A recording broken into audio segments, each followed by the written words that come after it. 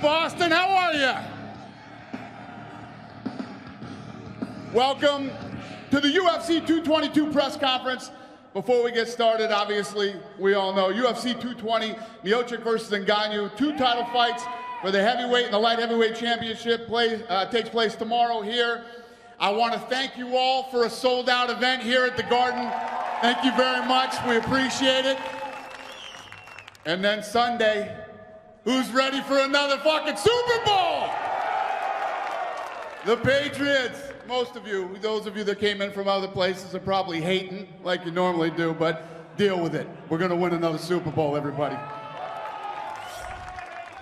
It is the 25-year anniversary, and this year we have put together some great fights. It's going to be an amazing year. We're coming off the best year we ever had in the company's history. The first quarter's looking good for us too, and we're planning on some big events this year, so I'm excited about it.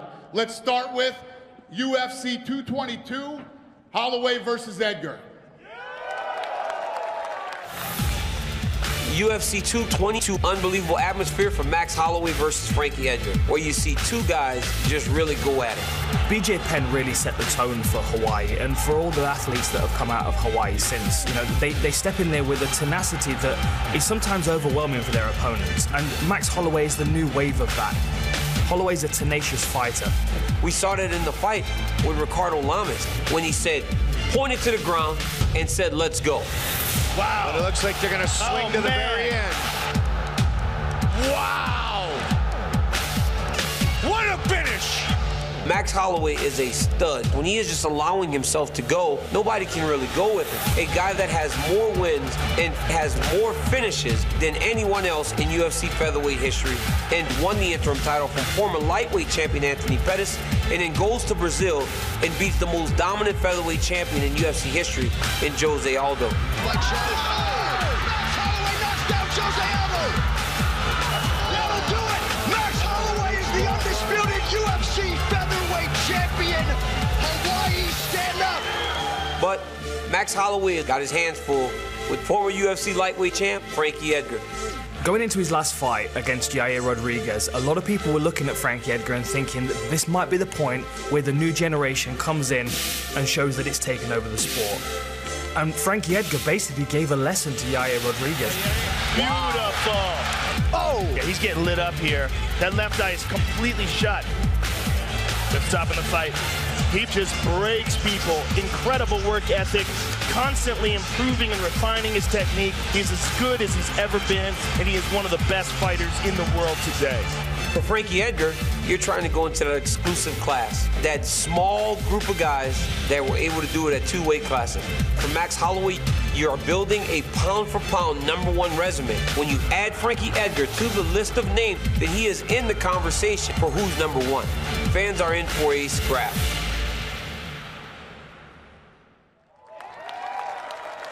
All right, ladies and gentlemen, if Frankie Edgar wins this fight, he become the 5th multi-division champion behind St. Pierre, McGregor, Penn, and Couture. Ladies and gentlemen, Frankie Edgar.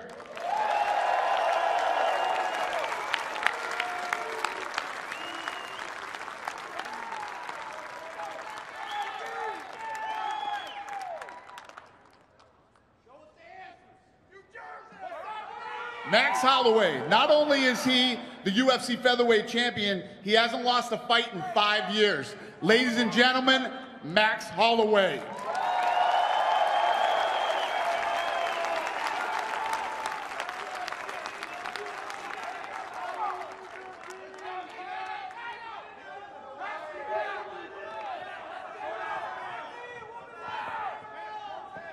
The next fight, UFC 223, Ferguson versus Khabib.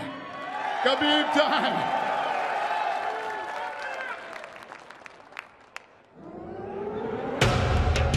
I don't give a about Conor. I think about only belt. I don't care who's my opponent. Who wins this fight becomes the real lightweight champion, 100%. Of course I'm the best lightweight in the world. But until I beat everybody's ass in this division, I won't be happy. I want to outwork him. I want to outmaneuver him and put him to shame. Flawless victory. I've been aiming for that for a long time. This dude's not going to touch me. What Tony Ferguson represents is an incredibly tough guy with real knockout power. Excellent grappling and submission skills as well. It is all over! Tony Ferguson! He is on an outstanding win streak, including amazing victories over Edson Barbosa. Excellent scrambling. Now he's going for the darts. And former UFC lightweight champion Rafael Dos Anjos. He looked outstanding. We've never seen Dos Anjos lose like this. He has significant momentum heading into this fight, but Khabib Nurmagomedov, he has managed to completely dominate every single fighter he has gotten his hands on. His grappling is out of this world. His takedowns are relentless. His ground and pound is ferocious. You see top-flight mixed martial arts fighters like Michael Johnson look helpless on the ground against him. He's getting pounded on, Mike. This is really horrific. This should be it. Michael should tap or he's going to break his arm. He's going to break his arm. And it's all over. I respect Michael Johnson, that's why I go slowly. I think, hey, you have to tap, and he tapped. But Tony Ferguson, I'm gonna break his arm, for sure.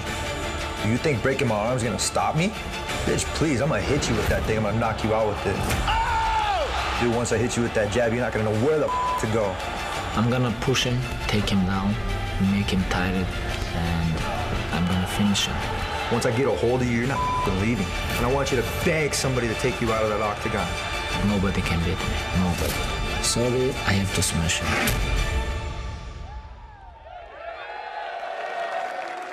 Ladies and gentlemen, not only is this man undefeated 25-0, which is very, very hard to do, he looked like an absolute beast in his last fight. And not just what he did, but who he did it to in the way that he did it. Fight was incredible. This fight's gonna be incredible. Khabib!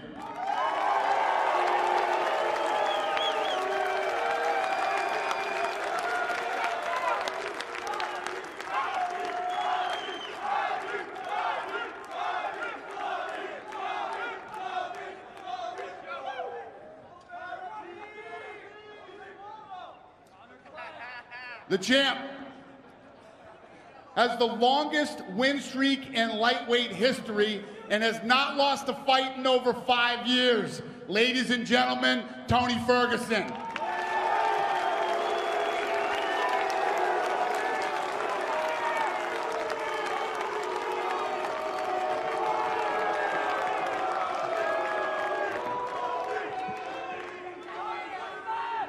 Who has the first question? Right here, Dana. Hey, buddy. Right here to your left. You called Tony the champ. Obviously, that sort of begs the question, is there an update you can give us on Conor McGregor? I have no update.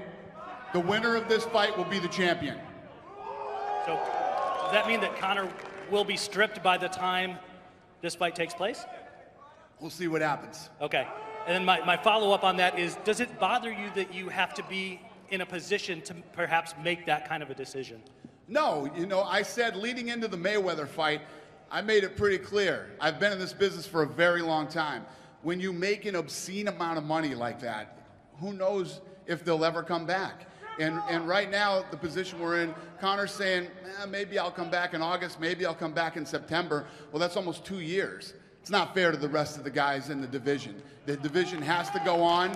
You know, these guys have been, you know, fighting their whole career. Everybody wants to get to that pinnacle, and it's the fair thing to do. Listen, I mean, I take so much shit for how much I like Conor McGregor and everything else, but the division has to go on. Sure. And I will get to the two guys that are fighting for a lightweight title here in 2 seconds, but Dana, if you could tell me, this may not damage Conor's reputation as a star overall, but do you think that sitting out for this long damages his star power as an MMA fighter amongst his peers or amongst the fans? I think Conor McGregor is like not only one of the biggest stars in mixed martial art, one of the biggest stars in all of sports on earth.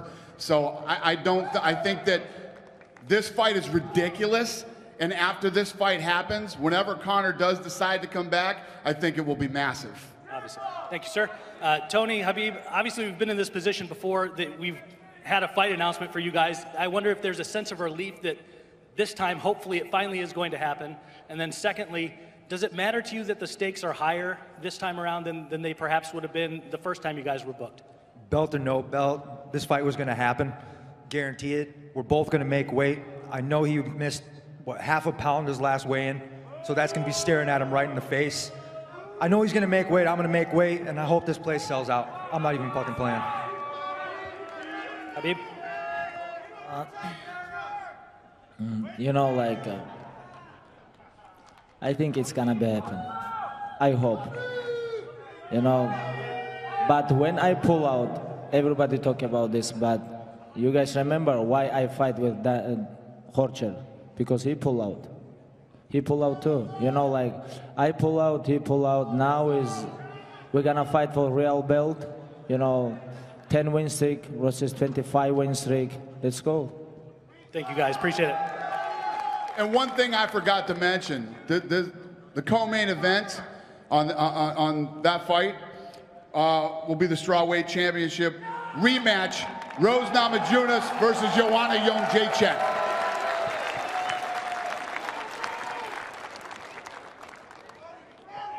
Dana, question for you first of all. You've obviously tried to make the Tony and Khabib fight a few times, and it's fallen through.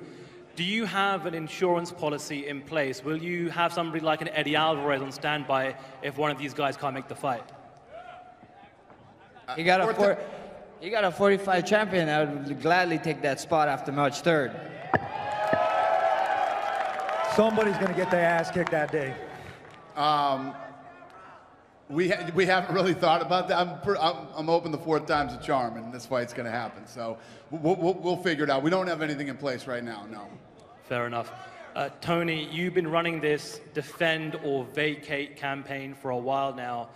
Is this the scenario that you were hoping for? Are you happy with this scenario right now? Well, they offered me Conor. Conor didn't want to fight. So I want to fight people that actually want to sit there and fight. I'm not going to beg somebody to go there and fight. This is the real belt. I fought 10 fights. You guys all watched them. If not, you're casual. Go back, go watch my fights, and you'll see exactly why I have this belt. I am the champ. Conor McNuggets is nothing. He's lost his sauce. And this is Defender Vacate. This is right here. I'm defending my belt. My belt, I'm defending.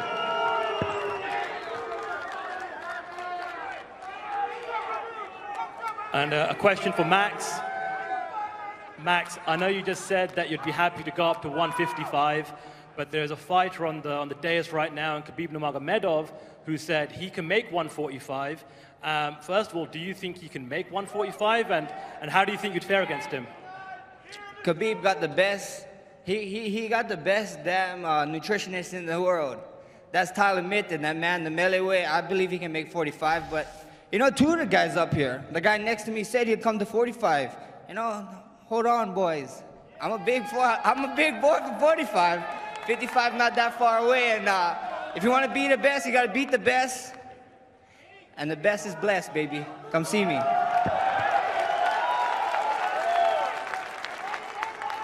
And a question for Khabib. When we spoke to you a few weeks ago in Las Vegas, you said the plan was to be very active this year. Your plan was to win the championship, and then later on in the year, or maybe around September, defend the belt.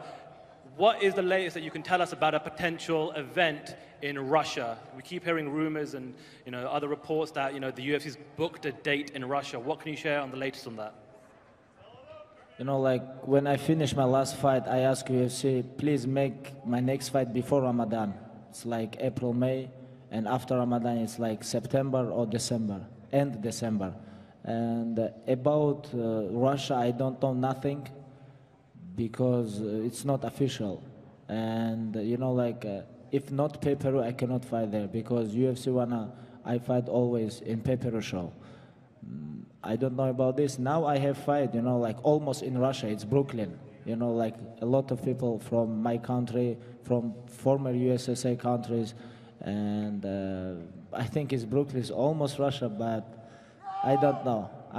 I have opponent, I have date. I'm gonna focus to 7th April to make history. Thank you. And a question for Frankie. Frankie, you know, you've been here before. You've had opportunities to win the 145 strap and, you know, claim to be a two-weight champion. Do you think this is your final crack? I mean, yeah, probably is. I'll make the best of it. Max is over here worrying about these two guys up here. I'm worried about one guy. I'm gonna be on my pirate shit. I'm gonna go to Hawaii and get me some gold. I ain't worried about shit. I ain't worried about nobody. I worry about you. First things first, I ain't worried. You guys know me. I'm always present. I always get better. You know, December 2nd, I showed up December 2nd. Now we rematch. We're here. We March 3rd. I'm focused on you, Frankie. Let's get ready, brother. Let's get ready. Let's go. Let's go. Hey, we ready, man. Like I said. You're gonna see a new Hawaiian. You know, like what he did to the first Hawaiian. We're gonna get Hawaii. We're gonna get one back, baby. We're gonna get one back, and then we're going to UFC Hawaii. Dana, take me home after this. Take me home after the night. Hawaii, guys. Look, I took this fight in We can rematch in Hawaii. We can rematch in Hawaii. Why the hell am I gonna rematch someone I just beat? I don't think so. Why am I gonna rematch someone I just beat? The best thing is, you guys are gonna get a little taste of what Hawaii is gonna be like. UFC Hawaii is gonna be like. UFC Hawaii in Vegas is right now. We have a lot of Hawaiians there, so it's like the Ninth Island. We call it the Ninth Island, and I can't wait till you guys see what the Hawaii crowd. They're gonna come. They're gonna show out, and I'm gonna make history again. And Dana, one final question for you. Are you the only media guy that showed up today? I promise. Last question. Listen, as a Londoner, I have to ask you, what is going on with the London main event? Vitor Belfort said that he accepted the fight and Bisping didn't accept the fight. Any update on that particular matchup? Nah, I got nothing on that. Let's talk about this. Hey, Dana, to your left. Hey. So there are other guys here. I know you said there's no update on Conor, but this is a little bit of an unprecedented, weird situation. So just to be clear, there will be... Did you just get here? Just to be... Did you hear what I said earlier? To be clear, though, yeah. To try to be clear about what seems to be an unclear situation, there's going to be a lightweight title fight, but we don't know if it's an undisputed or an interim lightweight title fight. No, it's undisputed. I said it would be. It's an undisputed. Yeah. Okay. I said that the guy who wins this fight will be the champion. Okay. So then... This thing was at 5 o'clock. When did you get here? Well, next question. You got 4 fighters up here. Ask a damn question. Come on. Well, just from the business standpoint of the UFC, does that mean that it'd be possible you would have two? You will see what happens. Just relax. Okay. Calm down.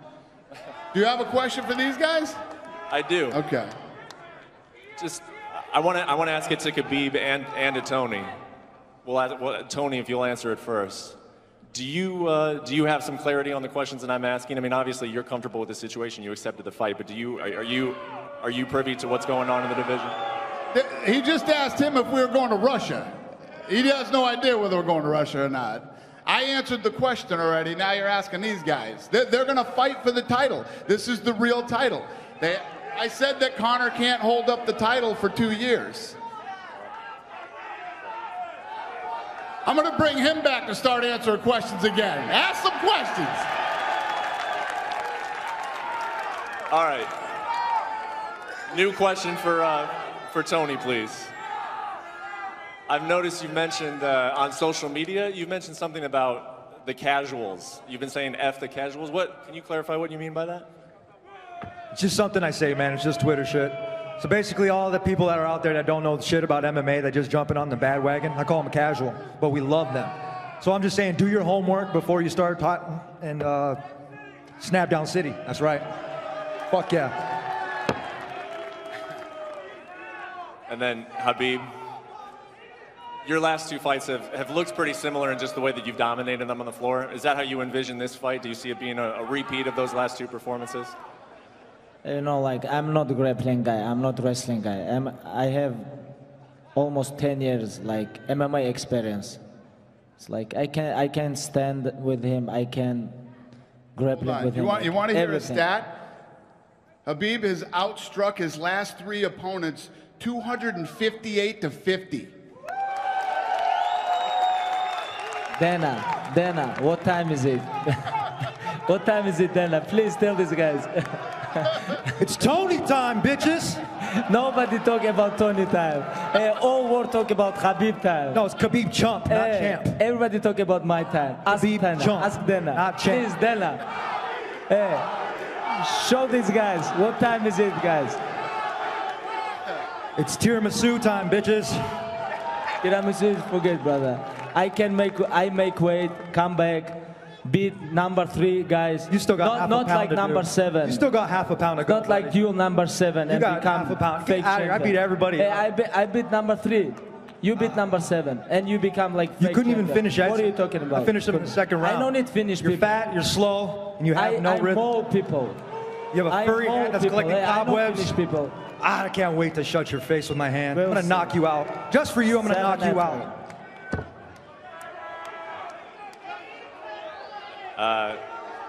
Well, just one more for me, Max. Haven't had a chance to talk to you since what happened in Hawaii, and you took it in stride, and you had that great that photo of you flying the missile. But can you just tell us what that was like? Because that was a pretty weird situation. Shit was scary as hell. Right? You get a minute, you sleeping, you wake up, you see missiles coming, and they tell you that you got 10 to 12 minutes to get ready until a missile hit, and then 10 to 12 minutes pass, the missile didn't hit, and then 40 minutes after the first thing, they tell us it's fake. Man, I was angry, man. I was angry, but you know, we're in the blessed era, so they wasn't trying to take away the champ from the world just yet, baby. Just one question for Tony. You got a pretty hostile crowd right here. What do you think it's because they just love Khabib, or they just generally have something against you? I don't care. It never phases me. Just keep it coming. This reminds me of the last time we actually did this press conference. It's actually kind of like deja vu in this shit. So yeah, at least we're consistent here. So no matter what you say, Khabib's gonna lose, and he's gonna lose in fashion. Hey. Question for Tony. Did you watch Khabib's fight against Edson? And if so, what did you make of his performance? His fight was good. It was really good. The right Khabib showed up. Too bad he didn't show up for UFC 20, what was that? 209? 206? Yeah. So I hope that same Khabib or somebody better than that shows up the next fight, and I guarantee you he will. And I'm going to train twice as hard as the last 3 camps. So I'm excited. And a question for Frankie. What do you make of Max Holloway's Photoshop skills? You like those? They were pretty slick, I gotta say, man. He's kind of feeling himself a lot lately, but you know, I had a little response. I don't know if you checked it yet. You know, just trying to keep up with the Joneses here. And just a question for Dana. I don't want to belabor the point, but is there a reason why you won't just come out and say Conor has been stripped? When he was stripped of the featherweight title, you came out and said it. Is there a reason why you're not saying it here today? No, there's no reason. So has he been stripped of the title, yes or no? Did I say he's been stripped of the title? No. Next question, please. But that's for the real belt. It doesn't make sense. There's a reason why you're not saying it. Why aren't you saying it?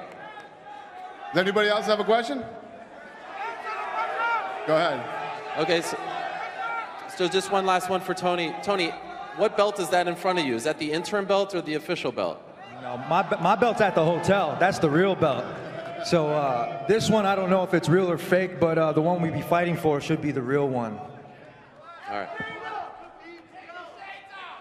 Frankie, you're obviously coming off a fairly serious injury. I'm just curious how long you have been training for and kind of been back going full tilt.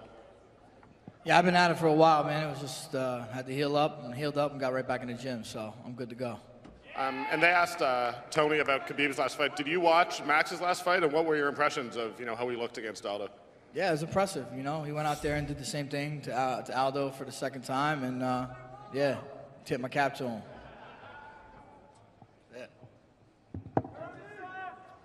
Hey, I got a couple quick questions. Dana, obviously a great crowd today. We're very appreciative bringing UFC to Boston, everybody. Right? And I appreciate you. Thank you very much. You got some great guys in the back. You got Matt Bissett, Kyle Bochniak, Rob Font, Calvin Cater. As a local guy yourself, what's it mean to bring, is the event a little bit more special for yourself bringing it to Boston? Let me tell you what. Anytime that we roll into Boston, the Celtics played last night, the AFC Championships on Sunday, and And we're in the Garden on Saturday, man. It's awesome. And to have a card stacked with local talent, plus great fights like we have, probably the sickest heavyweight championship fight in UFC history. I'm feeling pretty damn good this weekend, yeah. Quick question for Champ Max. Today is actually Junior Seau's birthday, or the late Junior Seau's birthday. He's meant a lot to the region and to Patriots like Dana's wearing. Could you speak about what he meant to Hawaii as a region, and also what it means to be a Hawaiian fighter representing? It's a little bit different than a different region. Yeah, you know, Junior Seau is a beast, man. He's a Polynesian just like me, Samoan. I'm Samoan, and whenever you see, go Vikings. Whenever you see... Go Vikings, you got one guy. I know the Vikings are. Get that guy. Whenever you see a Polynesian doing it, it's pretty sick, you know, and it's about history, that's all. You know, Polynesian, Samoan, Hawaiian, we have a lot of history, we have a lot of ancestors, and it's amazing, you know. Junior Seau is one of the beasts, and don't forget he played for the Seahawks too, brother. I appreciate it. Good luck to everybody. Thank you very much. And guys, we got to wrap this up. I'm going to square them off so we can get the weigh-ins going. I appreciate you, Boston. Thank you very much.